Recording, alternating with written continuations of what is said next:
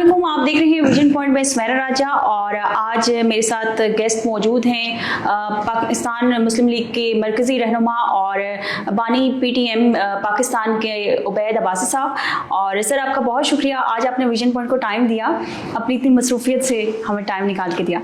Sir कल हमने देखा है DGISPR साहब की कॉन्फ्रेंस हुई है और उन्होंने अपनी कॉन्फ्रेंस का जो आगाज़ है वो बलूचिस्तान की सूरत हाल पे किया और जो हमारी बढ़ती हुई मुल्क के अंदर जो कशीदगी है, सिक्योरिटी के मामलात हैं, तो इसके हवाले से आप क्या कहेंगे? देखें, कल सबसे पहले तो मैं विजन पॉइंट का और मोहतरमा सुमैरा राजा साहिबा आपका बहुत मशकूर हूँ कि आपने मुझे मौका दिया कि आपके पॉडकास्ट में मैं इज़हार ख्याल करूं। हम आपके मशकूर हैं कि आप हमारे इतनी मसरूफियत से टाइम निकाल के आए हैं। बहुत शुक्रिया, बहुत शुक्रिया। कल की जो DGISPR की प्रेस कॉन्फ्रेंस है वो सिक्योरिटी इश्यूज़ पे थी और इंतहाई अहम प्रेस कॉन्फ्रेंस थी और काफ़ी तवील प्रेस कॉन्फ्रेंस थी जी। मैंने उसे सुना और उन्होंने बलूचिस्तान का जिक्र किया, बलूचिस्तान में बढ़ती हुई जो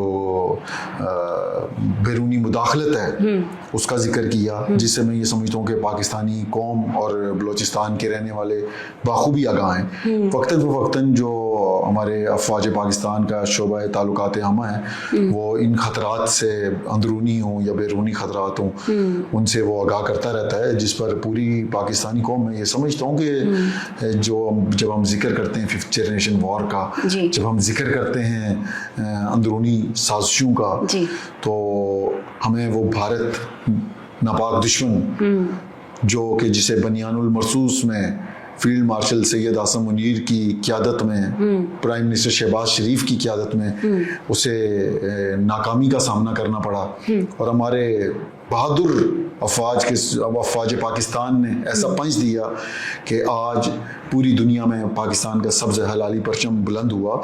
तो उसे वो शिकस्त बर्दाश्त नहीं हो रही। जब वो शिकस्त उसे बर्दाश्त नहीं होती तो वो बलूचिस्तान में BLA के अपने एजेंटों के ज़रिए हमारे बलूचिस्तान में रहने वाली माओं, बहनों, बेटियों, कभी वो स्कूलों में हमला करते हैं, कभी वो मसाजिद में हमलावर होते हैं, कभी वो तालीमी दरसगाहों में हमलावर होते हैं, कभी वो चौक चौराहों में जाके बम ब्लास्ट करते हैं। और उसमें आपने देखा कि हमारे सैकड़ों सिविलियन और अफवाज पाकिस्तान के जवान उसमें जाम शहादत नोश करते हैं। और ये आसान काम नहीं होता।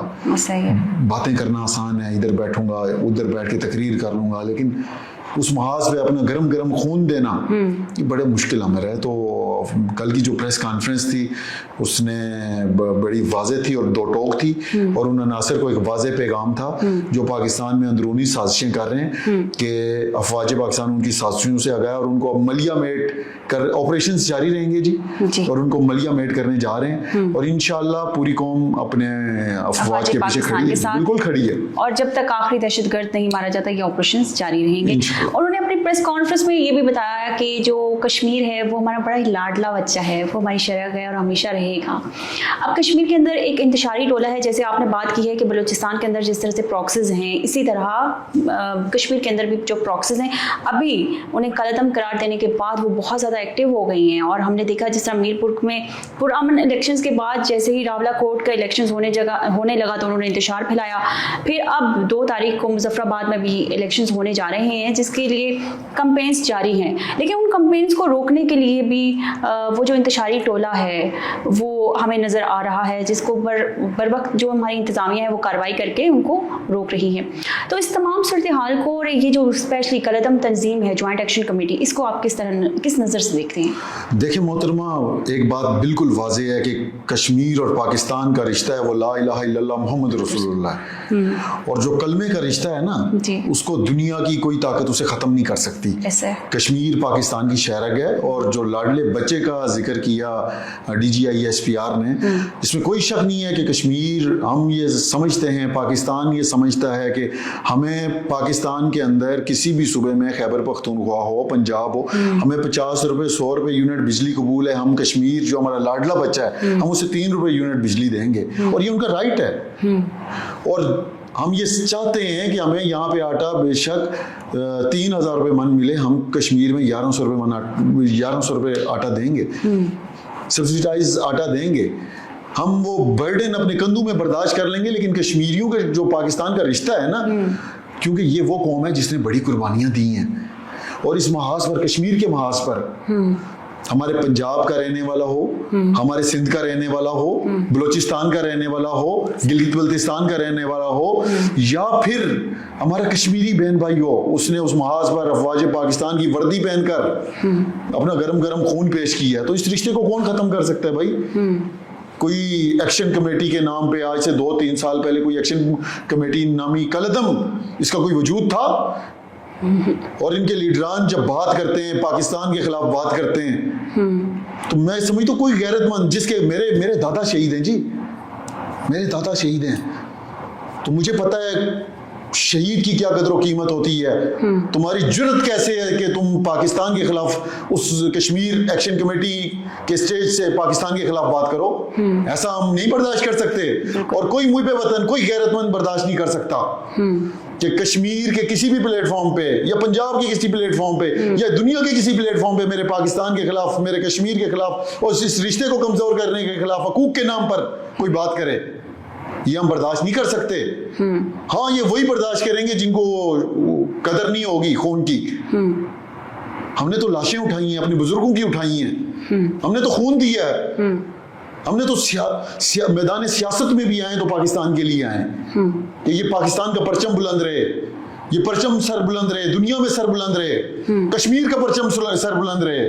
और मोहतरमा एक्शन कमेटी हो या फिर कोई भी सहूलतकार, इनके आज जो इनके गुनगार हैं ना, इनके नाम निहाद लीडर, इनका ऑडिट होना चाहिए, सही, इनके अकाउंट्स का ऑडिट होना चाहिए, इनके खानदानों के अकाउंट्स का ऑडिट होना चाहिए, कैफरे किरदार तक पहुंचाएंगे इंशाल्लाह।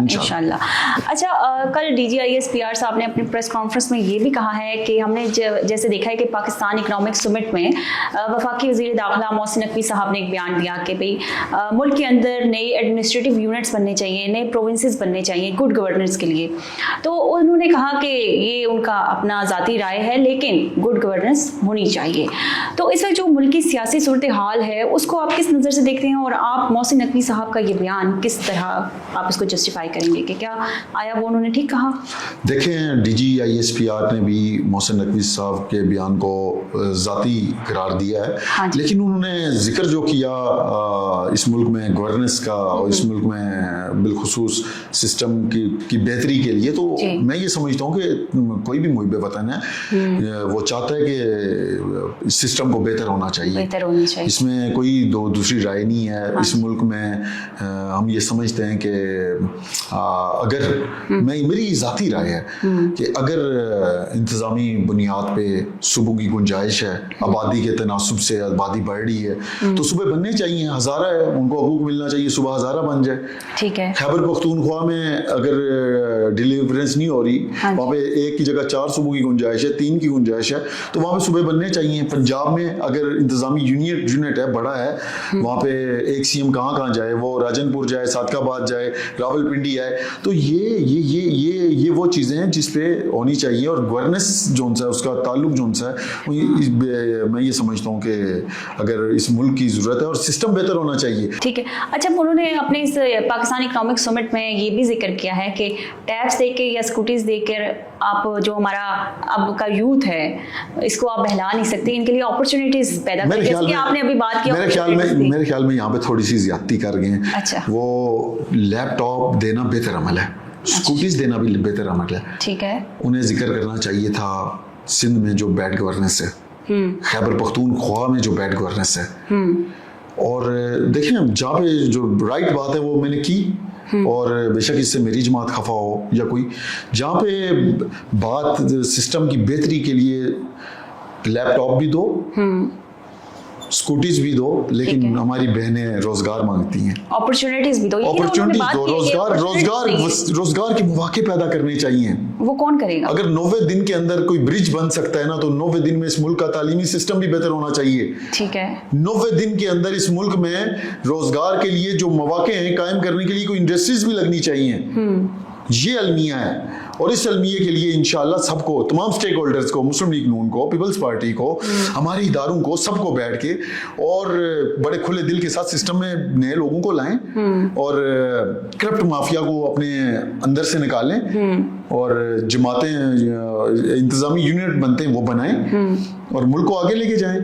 वरना जो मॉब जिसका जिक्र, जिसे काकरोच कहा जाता है, उस काकरोच से बचने का हल यही है कि इस मुल्क के सिस्टम को बेहतर किया जाए। बिल्कुल सही, आपका बहुत शुक्रिया, आपने विजन पॉइंट को टाइम दिया और यकीनन आपको भी आज का पॉडकास्ट अच्छा लगा होगा। अपना फीडबैक लाजमी दीजिएगा। अल्लाह हाफिज़।